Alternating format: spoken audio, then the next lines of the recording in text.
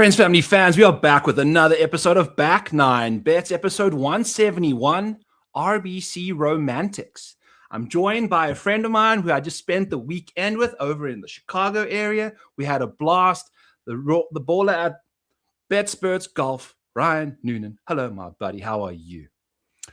I'm fantastic. It did very, very, very much enjoy my weekend of Byron time. I mean, first of all, it could be, I feel like we talked about this at some point. We're playing 36 holes. It's hard to go wrong playing 36 holes, right? Can't go wrong with almost nothing holes. Bad happens in those scenarios. It's fantastic. Except well, there's some ways things can go poorly. But I will tell you that the experience can be insanely elevated by the company that you keep. And that was what my experience over the weekend was.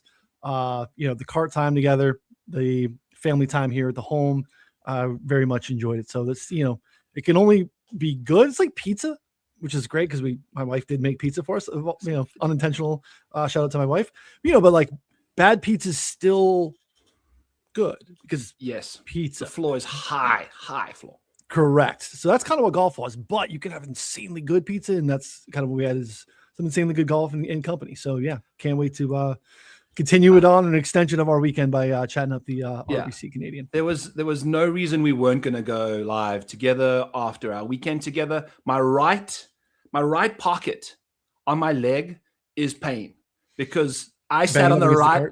Your left-hand side has to, but you're also you're a little tidier than me. I'm a big boy trying to scoot around that handle of the cart, and the right leg where I climbed in and out the whole weekend is still sore. But it's a good feeling, it's that pain that you rub and you're like, oh, remember the good times that caused this. So we were playing Noonan. We played the Bridges of Poplar Creek. Bridges of Poplar Creek if you're in the, Chicago area, Bridges of Poplar Creek in Hoffman, the States on Friday. And then we went up north and did GCI, Golf Club of Illinois on Saturday. So good times all. When we first met in the parking lot, Noonan showed up without his shoes. So he was trying to play in rainy conditions in slides and socks. Shout out Brady coming through clutch with the spikes for Noonan, so we could win and hit the shot of the weekend. Actually came out in round one after all the rain subsided.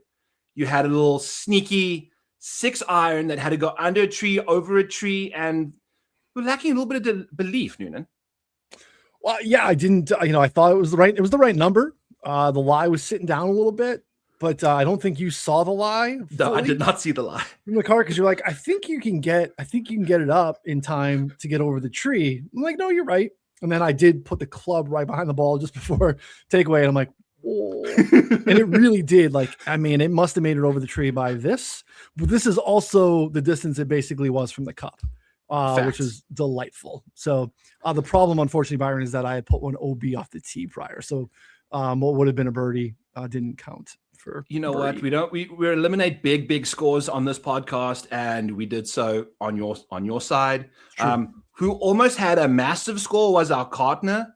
The following day, we played one hole, and then we know you kind of establish your friendships. One of the guys, kind of like a Chicago Sepp kind of individual. Sure. He had that kind of demeanor, very slow, fluid swing, kind of between Neil Shipley and Sepp Straka, somewhere there. Yeah. First tee ball, pipes it down the right side. Second shot on the second hole is a par 5, that goes down the left side of the course there with the road down the left. And as he hit his shot, Noonan, this was the shot of the day as well. We can't really do this justice.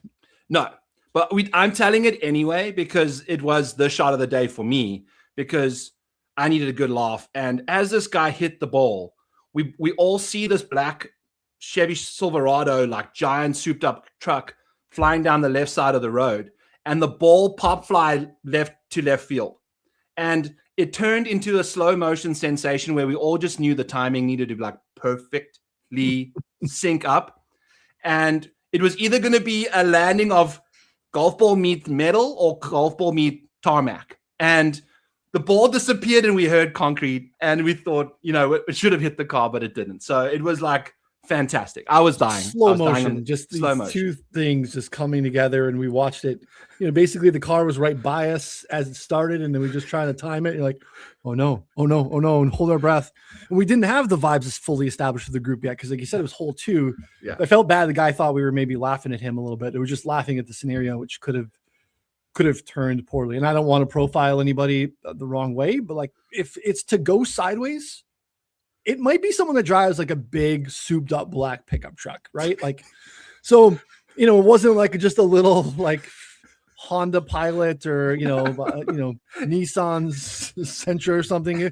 It could have been bad. And then again, like property damage is never a good thing. So, there are a lot of reasons that could have gone poorly. Mm-hmm. And then these same 2 cartmates on 4 tee box, we're going from 3 green to 4 tee box, and they're like, are we playing for money? Just like randomly discussing this stuff on the 4th tee is like, okay, well, let's play for 15 holes here. Like they did their thing. It was great. So, the golf was great. We got rained on a little bit, but we had the whole golf course to ourselves basically. So we had a blast. And I would say that if that's your bad golf, then your good golf is probably pretty annoying to play with, because your bad golf was just fine. I'll say it that way. Well, I made a lot of good par putts. That's my MO. I can grind over, par putts all day. And I hit some good ones. You saw what my good golf can. You also saw what my bad golf could be. Sure. So we had a variety of everything. It was fine. And you know what? With you as the cartmate, we had no chance that I could be miserable. I just kicked my driver once. That's all. And I was like out of my 3rd or 4th top of the week. So it was like, it wasn't that bad. It is what it is. Okay. As always, this show's brought to you by Fantasy FGD. Use code FGD when signing up on DraftKings as a first-time depositor. Got so excited to get my brother Noonan on here that I forgot to let you know that they are the title sponsor of the show. So make sure you hit the like, hit the subscribe, all of that jazz. Check out DraftKings.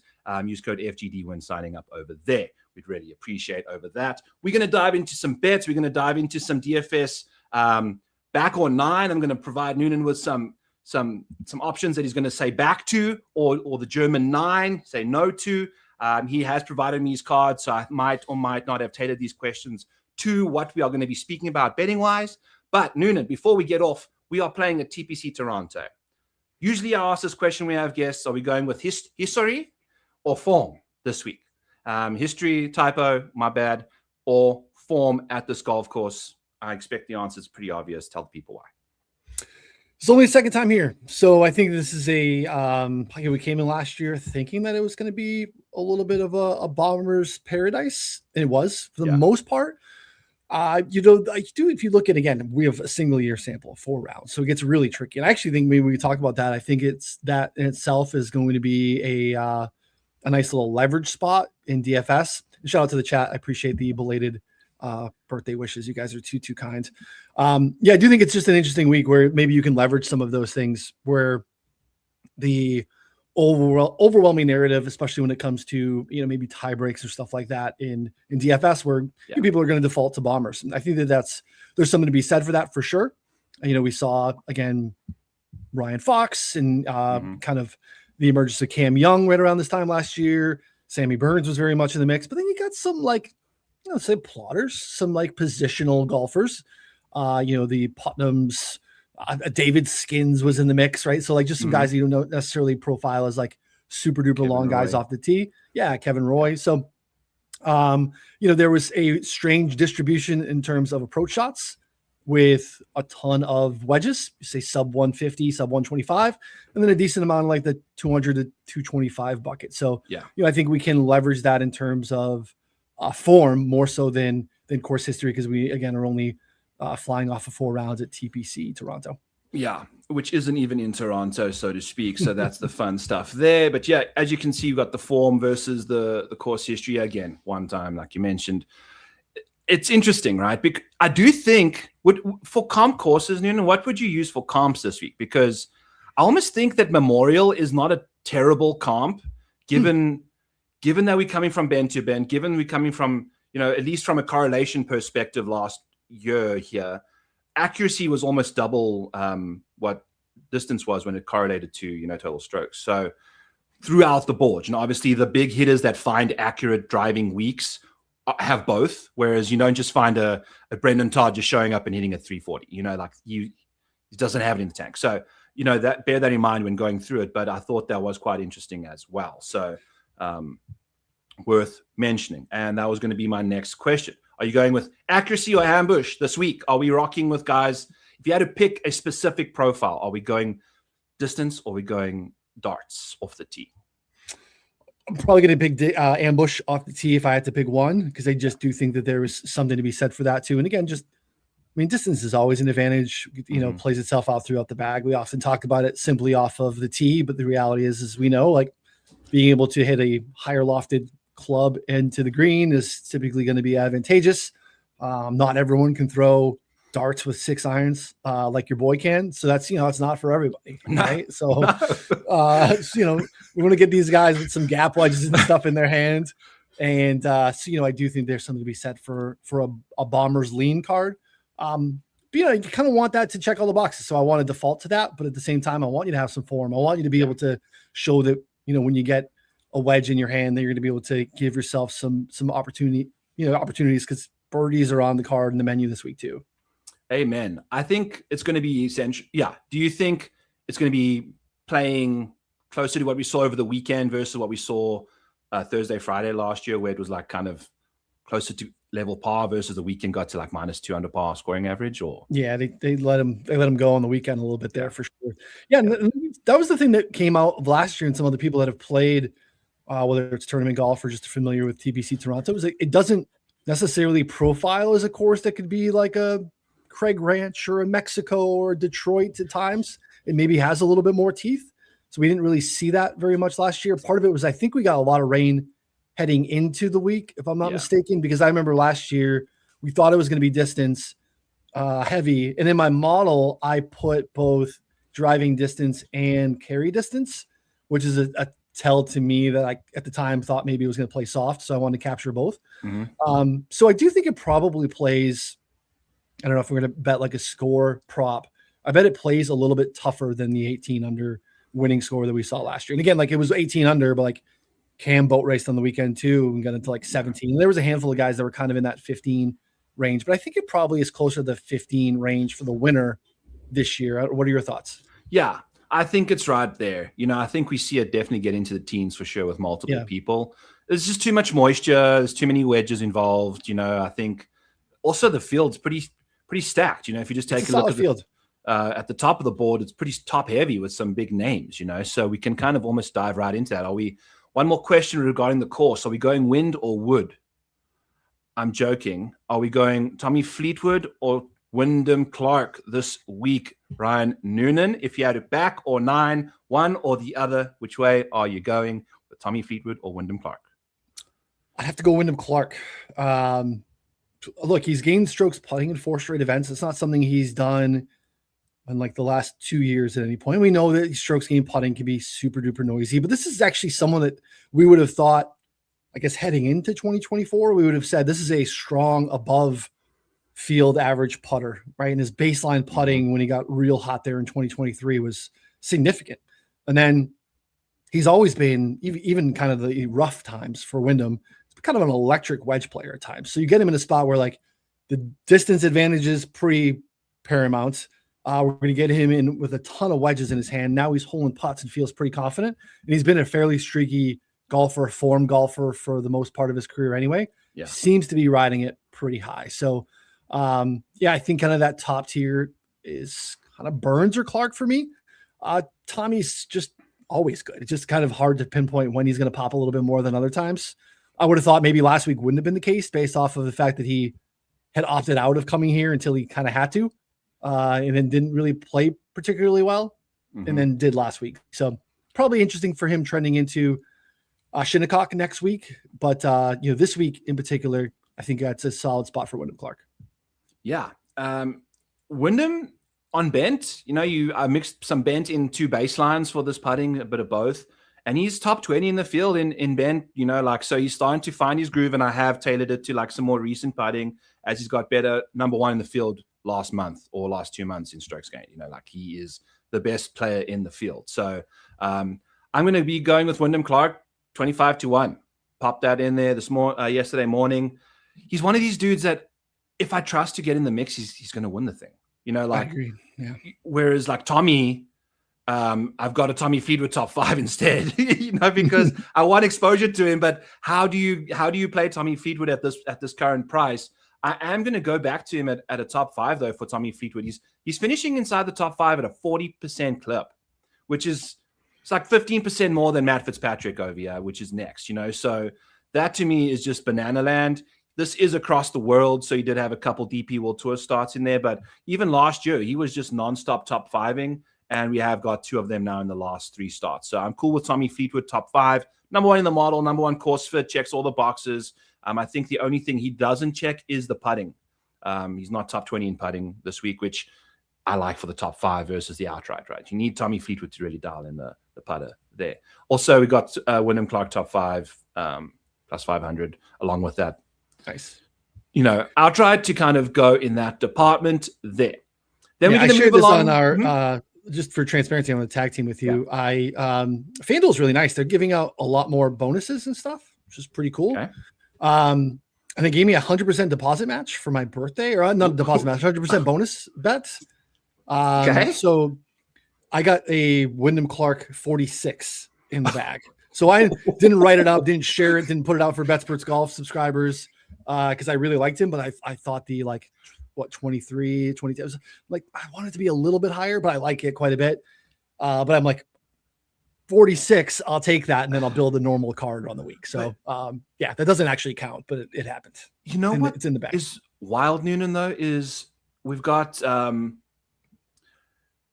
Burns, Fitz, and Fleetwood at like half the price to what Clark is. Yeah. You know, so like if Clark was probably like 16, 17, there's zero chances on my. But if you just compare who's playing some of the best golf right now and who's one of the more prolific winners of this bunch at the top, I would say it's Wyndham Clark. You know, apart from maybe Colin Morikawa is doing some stuff. Bobby Mack gets quite hot, but not. What is Bobby Mack doing at the same odds as Wyndham Clark right now? No idea. I understand in the last 2 years, they like potentially the same golfer, but right now Wyndham is in a utterly different world, you know? So to me, that number is a little off. And if you're getting birthday Wyndham, I mean, buddy, that's 46 to 1. 46. I built out the card. I knew who else I kind of wanted, and I did the math of kind of like the allocation of units. And I'm like, I just fire this Wyndham bet on the side and then still bet my normal full card. I'll be good. So I'm with you on the Wyndham. I like that. You know, ride the hot. Form is fickle, my friend. We don't know when it ends or starts, but when we're in it, you just kind of have to press a little bit. So. And he's one of these guys that he can go from 0 to hero. He was playing the Bahamas alt tournament or an alt event, won, and then a couple weeks later won the Wells Fargo, and then a couple weeks later was a US Open champion. So like this is Wyndham Clark for you, you know. So the guy is. He's not easy to root for, but as someone who like bagged a 120 at LACC, this is a very pro Wyndham household here. Let's go. It was a fantastic Father's Day. What a fantastic hit that is. Fantastic Father's Day. So yeah, that was, we're always pro Wyndham here, despite the shenanigans and Oakmont and all the other stuff off the course. He can be a double, and maybe that's why we're getting this number. And maybe that's, you know, like probably part Patrick of it, Reed treatment. You know, Kenny always says that. So, all right. So next up, we're going to be going with Wrighton or Rose. Justin Rose ranks number 7 in my model. Christopher Wrighton ranks number 10. Both check 5 boxes. One, a prolific major golfer. One I struggle to really get behind in normal events, but yet grading out quite nicely. And then Christopher Wrighton is part of the reason I'm inside the money for Mayo's one and done, because I had him at the truest. Somehow. Yeah. How'd you do that? It was beautiful. Nice. I saying it out loud almost makes me think that it isn't even true, but it was, because I couldn't believe the fact that he came through. But he's balling out. I had high hopes for him. He's the only person. Remember, I was telling you I had to add him to. Who would I tell this to? I had to add him to the player pool at the work pool that we have. I had to email the guy who was running the pool to add right into the list we could choose from, and for the season long. So now we're kicking ass in that department. So anyway, so good. Christopher Wrighton or Justin Rose, back or 9, Ryan Noonan. Christopher Wrighton. I'm with you on Rose. Rose is just someone that when you kind of do what we do from a like data modeling standpoint, he's really hard to pinpoint. It's almost never going to be like, yeah, you know what? The model was overwhelmingly pro Rose today. And it's like, that almost is never going to happen. So like the Rose bettors, the people that like hit Rose or on Rose, have good rosy sweats, like kudos to you. I wish I had like the intuition and the feel for that, because I think that's how you have to land there on him. Like he's intriguing to me next week, but nothing data wise. It's just like feels and vibes and major. He's major, right? Yeah. So that is tough. Like Andy and I talked about it on our show today. These things are hard to like equate. Like even if you were to run a bunch of regression on like people talking about, oh, it's a tune up for a major, and like what's the player's motivation this week? And it's like really, really hard that I would never be able to get a sizable sample, even if you had the intel to know what like their team was talking about for the week and what they want to work on. Like no one's going the week before to say, hey, you know what? I got to play a ton of fades at Shinnecock, and I play a draw. So I'm going to use this week at TBC Toronto to really work on what I don't do well. No one's doing that. Like this is their livelihood. This is what they have to get done. And, you know, they need to win, and winning is like paramount. They have to do it at any point. But Rosie does feel like a guy to be like, yeah, you know what? I just want to make sure that the body's right. You know, I get like, getting it in, and I'm like, you know, like, you know, I got to make sure the McLarens are good. Make sure these, but like, he's just really hard to do what we do and be like, yeah, you know, there's a bunch of like data points that speak to why Rose is going to do well this week. He's good. He's a good golfer, but he's just always really, really hard to pinpoint. Now, right on the other side is like, this is another thing that we have a hard time, I think, trying to do on the data side. Like we have this, he's a young man, and this is a pretty big, you could speak to this.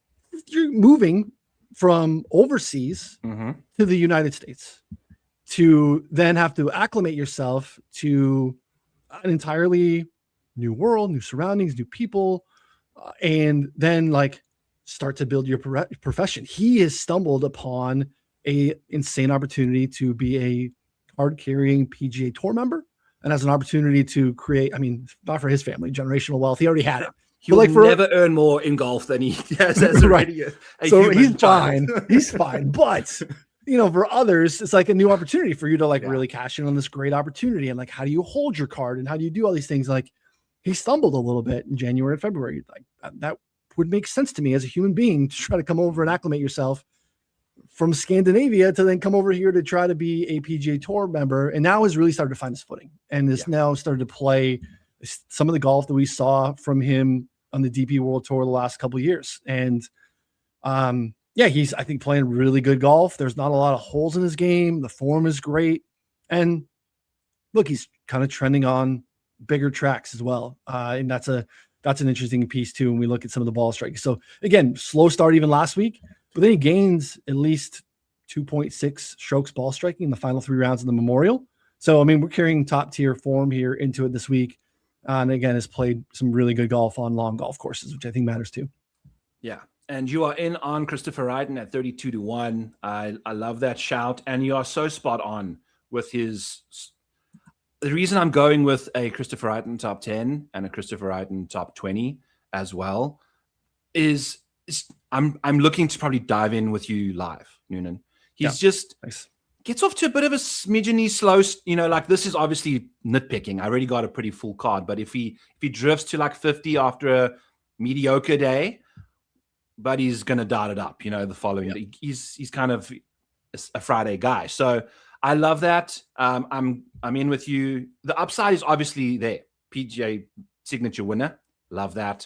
But I've already placed most of my outrights, and then you sent me your card. So I added the top 10 and the top 20 afterwards. I agree. You know, like if you just take a look at his pedigree, what it's been, you saw it click at the cat. That's Norin. Where the hell's Wrighton? Yeah. Pretty much after Houston, you know, once he missed that cut, that was a perfect golf course for him again. And then we've just been, the only top 50s he's had were 2 majors. And the rest of it's all been top 15s, you know? So he's been, like you said, he's figured out how to say water instead of water, so that when you go to Subway, the lady puts tomatoes on your sandwich instead of asking you if you want a cup of water when you say tomatoes. I don't know how she heard that when I was a freshman, but that's the stuff you deal with. And he's Nordic and whatever, you know, so. And he looks like a wildling from Game of Thrones. Yeah, exactly. I wouldn't want to mess up his Subway order. I don't think he's going to Subway. It's probably true. But you never know. Maybe he does. So we are pretty on board with Wrighton across the board, all three of us, including the model and Ryan and myself, and you guys. I'm sure you guys are nodding along there as well. While you're doing that, hit the like, hit the subscribe. We'd really appreciate that from you. Justin Rose, though, it's worth noting 3 of his last 5 finishes have been 12th place finishes. Yes, 2 of them are majors, obviously. So yeah, you know, there you have that validation for what a life there. So funny.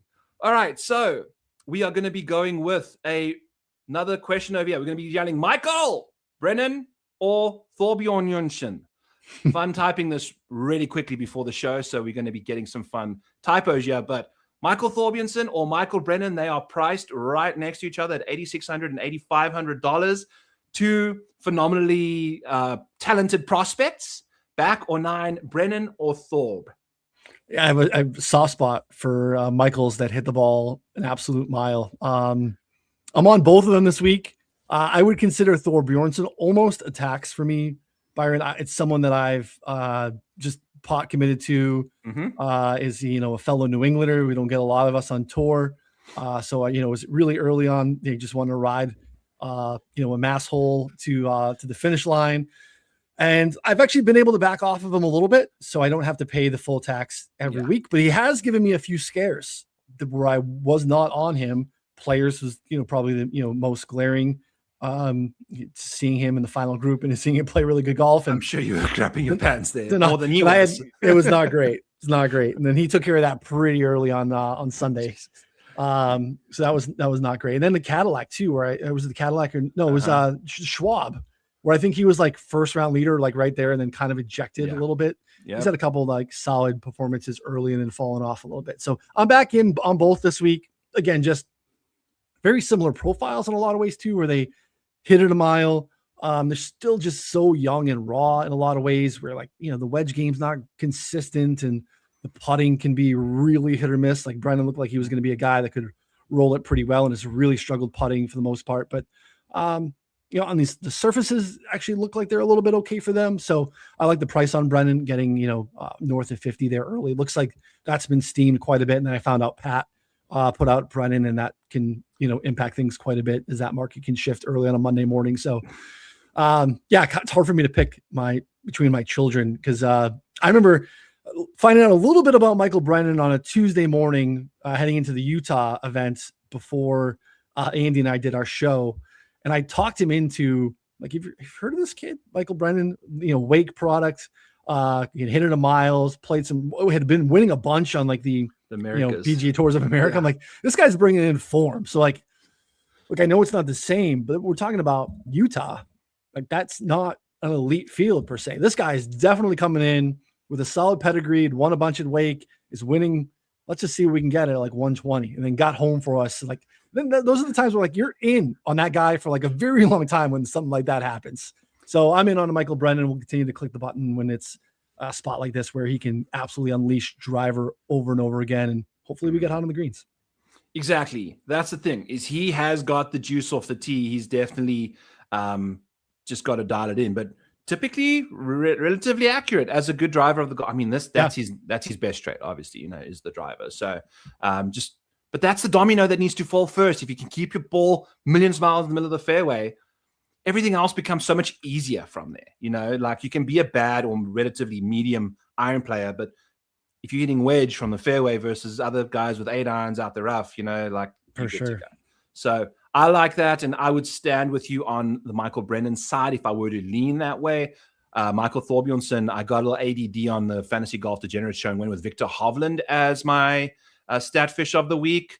But Michael Thorbjornsson was staring me right in the face. They're not checking a single box. But that is from a DFS perspective. I don't know how popular he's going to be. He obviously has winning pedigree to some point, until it gets a little too close to the finale. But at some point, you've also got to figure out how to feel under that pressure, and then you're going to embrace it, right? So I continue to believe that those reps count, right? Like he had Phoenix in his hand, and then sent one over the green on that par 3.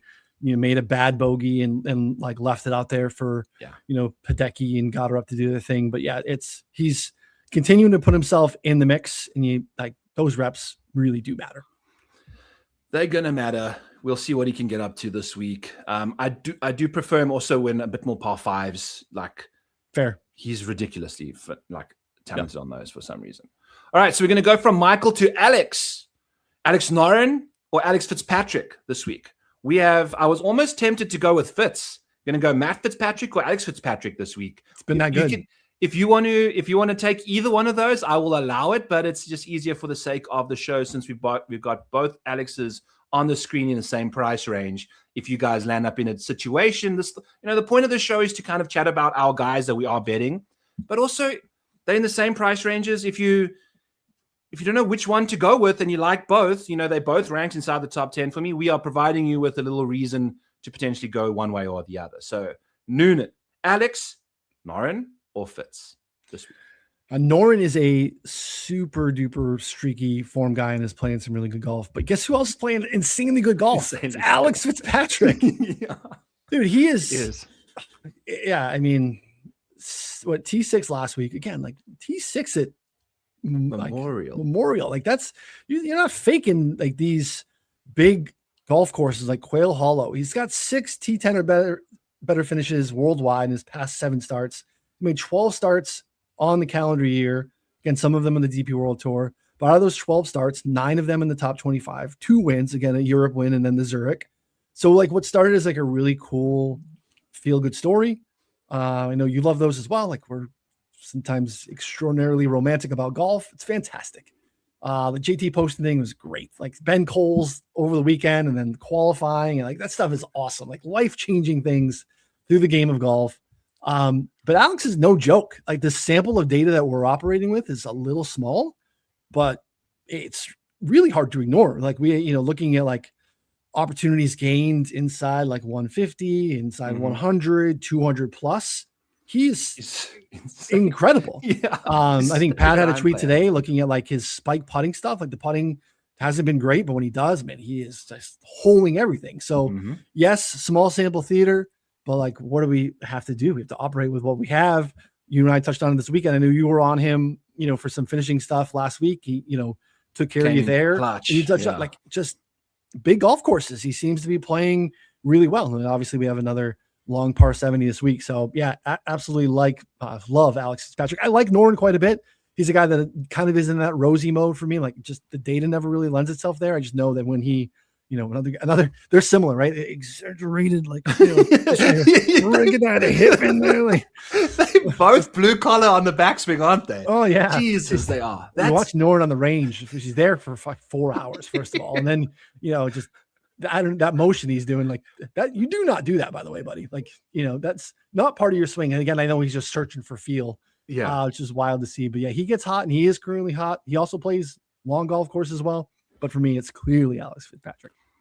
Yeah. You are in on Alex Fitz at 45-1. I am too at 43. Depends, the book that you're at, I didn't have access to. They've told me to take a hike. But I also jumped on Alex Fitzpatrick top 5 at plus 730 tires paid, and the top 10 as well, plus 350. I'm little scared about not having the top 20 there, but I feel like he is now finally getting. The fact of the matter is, people, the only tournaments Alex Fitzpatrick, he just shows up, plays the Zurich, and then these are his next 4 starts. Like he's played no other events. A signature at the Cadillac, a signature at the Truist, the PGA Championship, and a signature at the Memorial. This is his first normie tournament. He's got a crack at like a couple big guys and the rest of the PGA Tour that he hasn't seen. He's going to introduce himself to so many names this week because he hasn't seen them. He's just been playing with his big bro at the big tournaments and kicking his ass in all of them. And let's remember what happened Sunday in the Zurich. I think Matt was feeling the pressure of trying to get his brother over the line. Alex carried them down the stretch. Matt was like flying, greens, and like Alex was dialed. So I know Fitz hit, Matt hit the sand save on 72nd hole, and that was fantastic. But like, Alex is no joke. He can hang. Facts. He I think did more on Sunday than Matthew, especially because trying to win for your brother it's more pressurized than winning for yourself. Facts, especially your little brother, right? Like, it's just different. So he got his brother home. I am also in on Alex Noren, though. I just felt like the number at 39. Look, he checks all 6 boxes. He's actually sneaky on the bent grass greens. He's pretty handy in easy and medium scoring conditions. This hard situation, I wouldn't look into it too hard. I like to look at them in like clumps together. Like, if you can expect easy or medium this week, you kind of look at that together, or you kind of look at them in like boxes like that. Any color that you see in blue is a top 20 for that box we are checking this week. And Alex Noren, one of the better putters this week, coming into the week, he's second behind Burnsy. So that's good to see there. 14th in the micro model. I'm in on Alex Noren. I've also got a top 5 on him at plus 660 as well, just for that little bit of love there. If you take a look at his top 5 rate, he sneaks in there. 15% of the time is not terrible for somebody that's 9th in the model, $8,900. We've got that 7th. We've got the 9th at the Memorial. So we've got 2 relatively close to top 5 appearances, and I think this course sets up perfectly for him. He checks all the boxes this week. So as you know, Noonan, I'm just pathetic at finding winners. I find the placements, that's my jam. So now I'm just, if the green background shows up, I'm going to try and bet as many of those guys as I can. So that's why Wyndham. It's your lane. Like, I'm not a maniac in the outrights. I'm a model guy, so we've got to listen to it now. And it's been working nicely with a couple guys. So outrights are hard, man. Outrights are hard, and they really should not be the core of your golf betting week to week or on the season, because they are bankroll drains. You have to just go into the week assuming that you lost whatever you're putting out there, but you have to be able to structure it in a way to know that, like, okay, if I can get X amount home on the year, I'm going to be profitable in this bucket of golf betting. But you do have to balance it in other ways. And again, you can have seasons or streaks where you're like, man, I've seen the board so well, and like, I'm getting some home. I got runners every week. That's really all you want, is right. It's just trying to, I need a shot when that closes on Saturday that I know when I'm going to put golf on Sunday. I got a guy in the mix. I got a runner to watch. This is all we need. And then occasionally you get a couple home. But you should be following Byron's advice, betting matchups, betting finishing positions, because there's nothing worse than having a bunch of guys finish second, third, and getting absolutely nothing for it. Amen. And I've had enough of it. That's why, like, I've been doing the ladder bets and things. Like, Fitzy came home with the ladder last week, 4.5 units.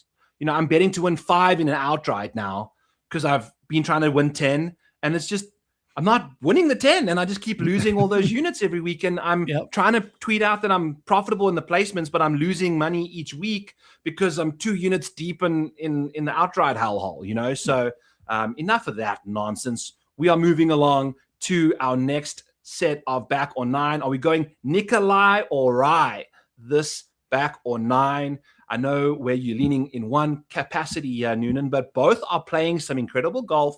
Aaron Rye and Nikolai Højgaard doing some work. I will find Nikolai here shortly. There we go. Kind of a bigger gap in price range than we've been showing you guys the last little while, but I figured it's a nice little name play there. So Nikolai or Rye, back or 9. Nikolai Højgaard for me actually came out tops in my model this week. Okay. Okay. It did not play very well last week at the Memorial, but on the season has really made some, I think, pretty huge strides throughout the bag. And, again, this is another hit at a mile, big time prospect. Obviously, him and Rasmus coming out from 2023 to 2025, 47 PGA Tour starts, 3 top 5s. He has 3 top 5s this year in just 13 starts. And again, those have come on Quail Hollow, Memorial Park, Scottsdale, all venues where the club head cover's coming off and you're hitting driver a ton. So, I mean, if Gary didn't go nuclear and Memorial Park, I feel like that was Nikolai's event and he played tremendous golf, but everything's been a little bit better. The putter's been better. He's been more consistent with his iron play. This is a spot where, like, I think, especially if we're trying to pick an outright winner, kind of struggling if you need to lean on anything around the green. So I'm not really worried about that at all. I just know that Nikolai kind of has the entire piece that I want here, where there's spike putting opportunities and the rest of the game is really good. I'm willing to throw out just kind of a bad week at Memorial. That place can jump out and bite some guys. This is significantly different when we're looking at, easy, very easy scoring conditions. Yeah. And I love Nikolai's situation because you can find him pretty much anytime you're scrolling through any sort of proximity bucket, unless it's out of the rough inside 150. Don't get him with the wedge in inside of 150. But everywhere else out of the fairway, he's inside the top 20, top 15, like through the bag. There's not a lot of guys that you see that have this well-balanced approach. For me, I was wishing I could hit 5 irons instead of lob wedges into basically every single green last weekend. I'm a long iron guy, whereas like Nikolai just dials it in across the board. Johnny Kiefer, as you can see, the further away it gets, the worse he gets, kind of thing. It's kind of interesting. Paul Waring, terrible example, but he's in the field this week. Sure. Doug Gim, kind of same thing. All the wedge specialists that lack distance, sometimes they struggle further away. But Nikolai's got the same wedge prowess as these guys, and I think he's absolutely worth in my opinion, he's probably got a bit more upside than than Rye this week. Rye's, I think, just super safe. Super safe. That's just and easy scoring conditions when he's got to make a million birdies is just not. He's not doing it. So tougher sell for me for Nikolai. He's going to be around. To be very surprised if Aaron Rye's not in the top 25 or has himself a nice week. But the ceiling outcomes is it's harder for me to envision. Yeah. No, he was very close to being in a parlay, which we're going to chat about here in a little bit after we get through all of our bets. All right, moving along so you're in on Nikolai as well. I am going to tell you that I'm also betting Eric Cole this week at 46-1. If 46-1, and if you go over to like just the recent form over the last little while, it's insane to see that you can filter by the best and the worst in the field, and Eric Cole second in the field, and he's 46-1. In the last 2 months, he's playing great. Been putting on he's doing a lot of it with the putter. But again, staying on the same surface this part of the year, from Texas up to the Midwest into Canada, all on the bent grass. I don't think it's the exact same, but it's better than going from Bermuda to bent, kind of thing. So, Amen. And he's been driving it well, Noonan. The last 2 tournaments that he's had like really good finishes in for Eric, 2nd and 8th, and he's got a 6th at the one flight. Strokes getting off the tees just through the roof, and he's hitting this little bleedy low bullet fade kind of thing, when he's in the mood. So he lost to my guy Russell Henley at the Charles Schwab, and I felt terrible for him because I don't think he deserved to even lose that tournament. Russell went and got it, kind of thing, in my opinion. Russ grabbed it. So an 8th the week after in a big boy field at a golf course, I don't know Memorial's ever really suited for Eric Cole. Maybe TPC Toronto can be the hope and honeypot of Eric Cole. Thoughts? Totally tells you that the form is way better than you think. I was looking at like rolling averages. I was so surprised to see he was like 5th or 6th in the last 50 rounds. So even it's small sample, good, but it's also like longer sample, better than you would think too for Eric Cole. So I think that's a more than fair number. I had shared in our Discord, like in an alternate universe, my card this week would have been like Sam Burns, Wyndham Clark, Eric Cole versus how I, and then a couple of bombs versus how I did it, because I liked all of those this week. So Eric Cole's, again, we have to ride the form, and the numbers, I think, more than fair. That's the thing. I felt like I expected him to probably be like 33, 30-1, maybe 28. Nope, we get a 46. I'll pounce on that, and then jumping in on the top 5 because he's inevitably going to finish 5th or probably 6th this week. But at plus 780, I'm okay, kind of sneaking a couple units on him in that department there. Okay, one more guy from me, then we can kind of start doing some other nonsense here. We are getting close to the hour mark on the show. Is my guy Zach Bauschow. Now, when I say my guy, I'm not necessarily even saying he's my guy. If you look anywhere on Twitter, you're going to find Zach Bauschow for a show. Top 30. Love it. Plus 245.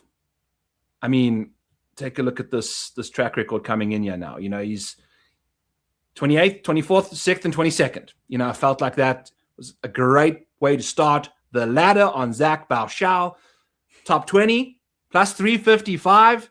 Love that as well. So half a unit on the top 30, 0.2, 0.3 units on the top 20, 0.1 unit on, or 0.2 units on the top 10, and 0.1 unit on the outright at 135 to 1. Now, do I think he's going to win this thing? No, it's 0.1 unit. But everything else leading up to that, I can 100% seeing him notching a top 10 this week. Thoughts on Zach Bauer? I don't even know how to really say his name. It is. So I bet him at the Schwab. I bet him at Colonial. So okay. Oh my God. Okay. I went online to try to find any sort of like audio version of it so that I didn't butcher it on my show. And it's Bo Shu. Bo Shu. Okay. So it's Zach Bo Shu. So I did the work for us because I didn't want to butcher it. I love it. This is I think Cole, Bo Shu, and even Bo Shu's collegiate teammates, Austin Eckroat, I think are fantastic. Probably more DFS leverage pieces because they don't hit it very far. But this goes into like what we were talking about at the top of the show, was that I think there are some opportunities to leverage some of these like guys that are just absolutely dialed with their wedges. Yeah. If this place doesn't necessarily play like we thought it did in the, again, 4-round sample, then a guy like Bo Shu can really pop because, again, the punting is really hit or miss. He's not consistently bad. He just kind of rarely spikes. And then, again, I don't know if that's sample based or surface based, but he just is really good at it. Something at a really important piece of what's going to matter this week. So I'm kind of with you. Like when I talked about like my alternate card, Bo Shu's on that list of guys. As well. Bo Shu, Eckroat, Jackson Suber, like some guys that I think are like bombs that I think are like really, really interesting that maybe aren't good course fits. Bo Shu is definitely one of them. I bet him, I think T40 with ties at like plus 130 or something like that. So that's, I think, the heaviness of the card, the ladder needs to be in the top 30 market because you want to almost win a full unit if he finishes top 30 and nothing else cashes. That's the general concept of a ladder bet. When some people ask me about doing a ladder when it starts at minus 105 for the first leg. And it's like, then you like risk, like the math just doesn't make sense that, you got to really risk a lot in order to kind of get the ladder to pay off, for just cashing one leg. So you got to start with these lengthy guys. And I love that market there. Top 40 for you as well. I mean, it just makes way too much sense. What's the top 40 rate? 52% of the time, money city. So Zach Bauer, right? Not like a guy we know a ton of, but like good pedigree. If you look back, like, he's played some good collegiate golf and like, this guy's won and this is a stick. Like just these guys just sometimes are a little bit slow and, he's got a particular set of skills for a particular set of golf courses. That might not be this one, but it also might be this one, right? So I think it's also advantageous, again, to fly in the face of what the perception of this course is, because it might not be just bombers, right? Wedge guys can get it done. And if for some reason this thing plays, I love the fact that he's just solid across all the various scoring, just wherever he wants to go, you can go, the course can change. If it goes, too difficult, Aaron Rye is going to prop it, but like Bo Shu is good across the board. So I'm fancying him. We are now getting to the top 30 portion of the card. And as you can see at the top here, we've got ourselves a Harry Hall top 30, Noonan. This guy is a phenomenal story because this top 5 for Harry Hall, the last one he had, I think, was the 2024 or 2023 Charles Schwab. Outside of the ISCO or the Alt event that he won. Yeah. But to finish inside the top 30, 2 of every 3 starts, 67% of the time, you're finishing inside the top 30 and your name's Harry Hall. And you don't have a top 5 in like any one of those, so top 10ing almost 20% of the time. 1 in every 5 starts, you just can't get across the line into the top 5 world. So for me, this top 30 bet at plus 140, this is dead heated. I think you can find ties at minus 110. To me, it's a give or take situation. I'm okay risking less in this situation with him, especially since he's a little further down the model. Thoughts on Harry Hall and this situation with him? It's just so putter driven always, which is really hard to do, right? The ball striking is just so inconsistent, but it's hard to argue with. The putter is so damn good that, like, again, you just continue. If you get hole putts at a significantly higher rate, like that is his baseline skill. He is really, really, really good at it. So in a spot where I think it's going to matter a ton. You got to be able to get to, like you said, I think we still agree that we're still probably looking at high to mid teens to win, which means you got to make a ton of birdies to T30. Harry Hall can make a ton of birdies. And that's enough. Those are the guys that are really tough to even fade when you try to think about the guys like you talked about, even Bobby Mack.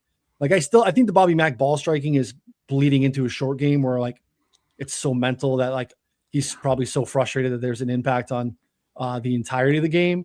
Harry Hall's been scuffling a little bit tee to green, but again, the baseline putting is so damn good. But I feel like he's like me, where it's like the closer you get to the green, the more comfortable you are because I've been chipping and putting my whole life. You know, Noonan, it's like this. I'm assuming he's been this. Granted, he's a much better ball striker than I am. But from a putting perspective versus his tour professionals, that's his like go-to mode. And he's never been the most accurate. He's never been the longest, but he just gets it in the hole. And then the problem is the putting on Sundays.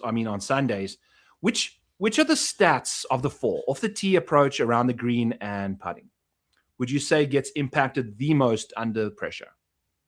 Oh, it's got to be putting, right? What do you? Why do you say that? Like, what's your reasoning for that? Probably course specific too, but I just feel like I would imagine because it's less of a like full athletic swing, like there's something to be said for like standing over the ball and letting like the full big body muscles do all the work. Whereas if you're more like, the pressure of the moment, standing over the ball, there's just less like, I know theoretically we should be just using our big muscles to like turn and hinge in the swing, but as someone who loves to leave putts right on line and like, yes, a foot and a half short, there's something to be said for, the nerves of standing over those putts. So I think that is probably maybe my, I don't know, amateur science mind behind, big muscle usage. I want to, because I've been going on about this with Sweet Spot DFS about it being binary, right? Because if you're off by a degree with the putter, it can miss. Like ask Nelly if she was off by one more degree on that final putt, she's missing. But if she's off by one more degree with her drive, it's still just a little bit less, in the middle of the fairway kind of thing. Now I don't know if that extrapolates the way I'm thinking in my brain, but I do think, like the fact that a putt is either in or not, it kind of, I don't know, whatever. No, I mean, that's a good point. Tangent. Like the answer is yes or no, right? It's a binary event. It either went in or you missed. Yeah. And I do think you need the most feel with putting as well, which is when your hands are the most jittery, is when you're under pressure. So I think those are, we answered that quite nicely. Speaking of pressure, the winner of the Canadian Open a couple years ago, Nick Taylor, top 30 minus 110, full 1.1 units on this bad boy to bring it home. If you take a look at this guy, like we've spoken about this man, he cashed our first round leader for us as well, by the way. We're going to be going to him in that market too, because we can do the top 5 there as well at 14-1. So 60-71 for the first round leader. If you find Nick Taylor on the model, he has got himself a 60% top 30 rate and a 28% top 20 rate and a 4% top 10 rate. Nick Taylor. And it stems with it's by round. Look at the round stuff. 1.6 strokes in round 1, 0.9 in round 2, 0 in round 3, loses 0.6 in round 4. He bleeds out. The tank is got a hole in it. That's all he's got. That's all he's got. He gives it his all, but he's 20th in the model, given the fact that he can get off to these good starts.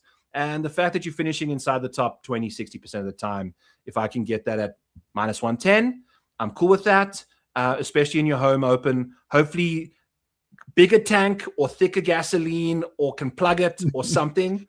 But either way, if we can just get the first round leader home at 67-1, I think that's where we'll be looking there for Nick Taylor. So I believe that is the whole card. I did a great job, I think, navigating the tabs there, Noonan. Good job by you. Thank you. US Open begins. I know we were chatting about this a little bit on the couch. What were we thinking about the US Open and the likes? Thoughts and messages, I saw, I think it was Jamie Kennedy tweeted today, we've hosted 4 major championships there. I think this is going to be the 6th, so 5. And we've had 3 times guys have shot under par. It doesn't really happen. We're going to have I guess, Oakmont type scoring board where, Brooks won at +1 in 2018. I was telling you, like, I rewatched the final round of that very recently, and the amount of Byrons that were executed by Mr. Koepka, the amount of like 12-foot par putts that Brooks holds on Sunday, and I would assume it was required all week, was really insane. Now, again, he was ball striking it just peak Brooks for sure. So obviously, wasn't faking it with ball striking, but like, it's just that the winds can play. The winds are going to be a problem. They're going to be firm, baked out greens. I know we're hearing a lot about very generous landing zones off the tee. That's fine. Augusta has very generous landing greens off the tee and plays tremendously hard every year for the majority of the field, right? So we're not going to get to -12 to win this week or next week at the US Open. So yeah, I think you're going to have to hold a bunch of putts, Byron. And I know that that's not like something that we typically model, but I think you're going to have to do it, not to make birdies, but to literally just hold on, to just really minimize the doubles, right? Like, you're going to have some like long, good bogey putts that you have to make. Ball flight, maybe a low ball flight, maybe keeping the ball out of the wind, right? They'll be able to manipulate shots both ways. I think it's going to be a tricky model week, to be honest, because I think it's going to have to be a little bit more nuanced than what we typically like to do, because it is such a strong feel week. Now, I tried to look earlier this morning at like some wind data that we have over at Betsperts Golf, and there's just not a lot of it. And you could also tell me that that's completely noisy, and I would probably agree with you for the most part. To some capacity, yeah, but there's still actually like a story to be told. In the chat too, like Pelon and mentioned, we were talking about small sample stuff. I think with the context of Alex Fitzpatrick, I do think there are things that I'll look at too. I'll look at, like, I don't like first round leader bets because, first of all, they're insanely fun, but they are like just lotto throwing darts. But I will look at like first round AM PM splits to maybe look at like first round top 20, first round top 5 stuff. And if you start to tell me over a decently large sample, or even on like a calendar year sample at this point, 2026, if I start to see like there's a fairly large discrepancy in your round 1 scoring versus your baseline scoring, and there's a fairly large discrepancy in your AM Thursday tee time scoring versus your PM at the tails, I think that data might be a little signal, right? And you kind of get stuck in the mud in the middle. It's probably not. It's probably just small sample data and probably just course specific or different things like that. But if you want to continue to tell me that, like, hey, you play 2.5 shots better on Thursday morning than you do on Thursday afternoons, and you do this over like a 12 round sample, that starts to be a little bit signal to me where I'm like, okay, maybe there's something here. I kind of liked you anyway. And now you check this one singular box. I know Jim started, Jim C started to use a little bit of that. I know he likes those first round leader things. So like you start to find a little bit of like, I don't know, like to the wind stuff. It's like, yeah, it's really small. It could just be, hey, good players are playing really good in the wind, partially because they're really good players. But at the same time, like if you're a little bit above baseline, or we're getting a large sample of you being much better than the field in these like comparable events, when you start to see, Scotty, Sam Burns, Matthew Fitzpatrick, Russell Henley, these are some guys that are pretty good in the wind, and they're playing against all the other guys. They're not playing in the shitters, right? They're playing in signature events and major championships. It probably is a little bit of signal. I mean, I would say the same thing. It'd probably be a really good tool to cross names off the list too, right? If I start to see like, hey, you're consistently performing below your baseline expectation in these scenarios too. Your boy, look, I don't want to do this, but at this number, he's playing better again. He is. PJ Championship was, that's all I need to see is like some sort of relevance. This is a silly number for someone that can make 1 million 12-footers in a week. And I thought where's the live event we went to last time out, and he was kind of in the mix again heading into the final rounds. And I was watching a little bit, and I wanted to bet him live because I'm like, if he gets off to a good start, maybe there's something going on here. He kind of stumbled a little bit, but I totally agree with you that I think 120 is probably too big of a number.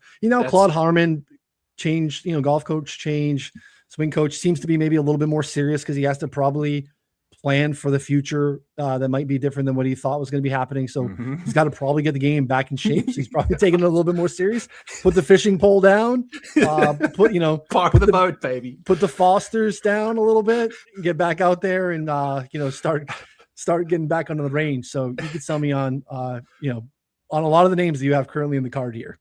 Yeah, just some thoughts. Okay, so Russell, we were chatting about him on the couch. I mean, from a low hitting, he's turned into a pass saving beast. You can get it up and down from anywhere. Yeah. And the doubles and triples are coming from horrible spots off the fairway, right? Is that the majority? And around the, some bad spots around the green. Yeah. But if you're in the fair, these are massively wide fairways. The sheer amount of times Russell's going to find himself in the rough is significantly less, right? Like, he's just going to be super accurate. Same with Patrick Reed. Not as accurate as Russell Henley, obviously, but probably a bit more short game magic and, grinder. Interesting name. So if you were to know what, Byron, you're making me like there's a really good case to be made that we should probably be looking a little bit at Open championships when we start the model next week, right? Because of the locations on the coast, they have to make the fairways a little bit wider to survive. If those places kick up to 30 miles, like you can't even go out there and play. So I do think, and again, like I think it was Birkdale where Henley was very much in the mix. Henley in the mix at Pinehurst. He's in the mix again. Pinehurst was a little bit generous off the tee, but if you were spraying it, you were in trouble a little bit. Shaved runoffs, could be exposed to the wind at times. So I think we should be looking a little bit instead of looking at like US Open venues next week. I think we should probably be looking at type success. Yeah, it's interesting, man. Because we've had the PGA Championship that wasn't your prototypical PGA Championship venue, and then we get Shinnecock, which isn't. It's kind of Chamber Basie, kind of like in my, like just that's the first thing that comes to my head. Yeah. Why would we ever be using that? At the top, if you were to like, okay, I'm like the guy that we saw on TV lost $10,000 that he was given to lose. Here's your $10,000, Noonan. Go lose it. Pick one name at the top of the board here right now to win the US Open. I mean, I think you know where I'm going to go. If I were to give you a guess, I'm kind of just pot committed on this guy a little bit, and I know we can hold putts when things get a little squirrely. It's kind of been part of his MO this year. Not a lot of guys have experience at Shinnecock, but this young man grew up in the area. Played I think a decent amount of golf there. I believe his caddies played there and some AMs as well. It would be Cam Young. I've been sprinkling Cam Young with, bonus bets for, a couple of months. So I probably have like 7 or 8, $10 max bets on Cam Young. They're just sprinkled at various numbers over the last month or two. It's like Easter eggs, just gonna find. Hopefully you can find them. That would be awesome to just find them in the different balances. You just log in as just like boom. Oh, okay, Cam Young. Yeah, there we go. So it would be Cam Young. I would like the number to be bigger, but we're not going to get a bigger number, I don't think, than 18 to 20, and I think deservedly so. So I just think I like the game. I think the changes have been pretty massive. We touched on that too. I mean, it's a bunch of things all at once, and they all matter, right? Like a ball change is huge. He changed caddy. Like he was right. We got like, let's get him a professional caddy. Let's get him a guy that's been in the bag for Paul Tesori's won some major championships, been a pros pro. It didn't work. It didn't work for a number of reasons. Gets a friend on the bag, and then he was trying to play a little bit more of a cut because guys are told it's just really hard to be super competitive and, be able to handle and control a big draw. And he's like, you know what? Screw it. I'm going back to the draw. I'm playing, this new ball. I'm getting a new caddy. I'm going back to my comfortable swing in shot shape. And it's kind of all come together in the last calendar year or so, right around this time last year, we started to flip a switch. And I think it's very real. And I think he deserves to be where he is in the odds board. So if I were to go up top, it's going to be on Cam Young.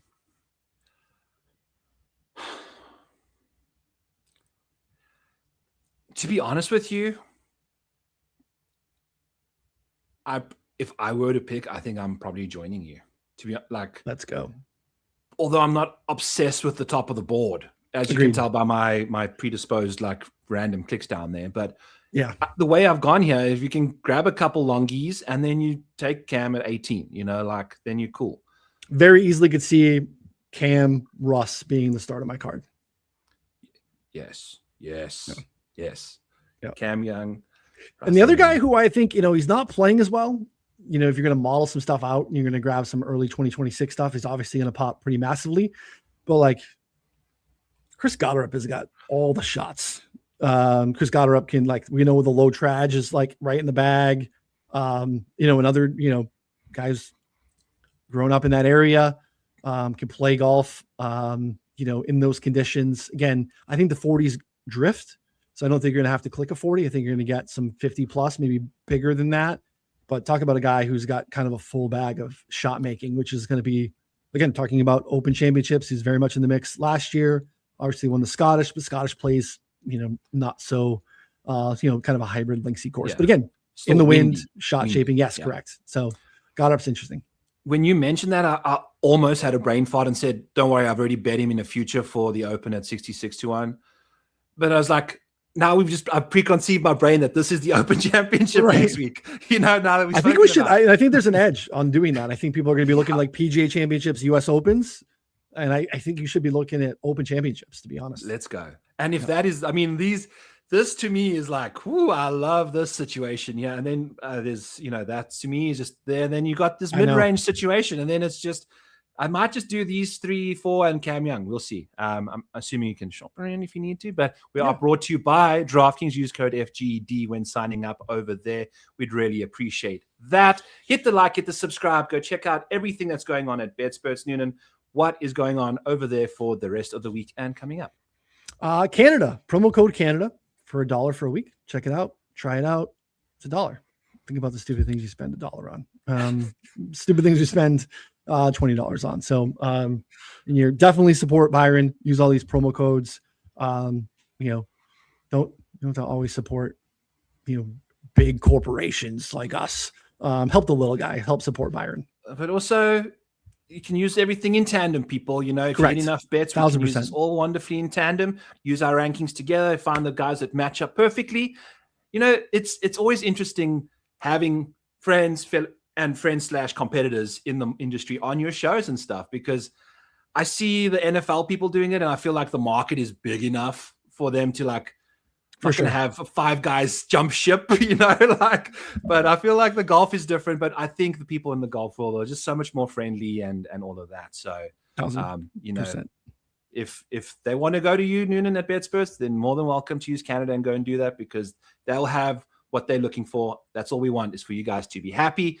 Like I was when I was visiting you over the weekend, man. It was a blast. I thoroughly enjoyed the golf. I enjoyed hanging out with you and your family even more. The little one, Jax, is just a thrill, you know. So came back to Mini Maniac Piper and I, you know, can see where we're going to be going to, and it's been a great time doing all of that. Love that. No, I appreciate you, my friend. Thank you so much for jumping on.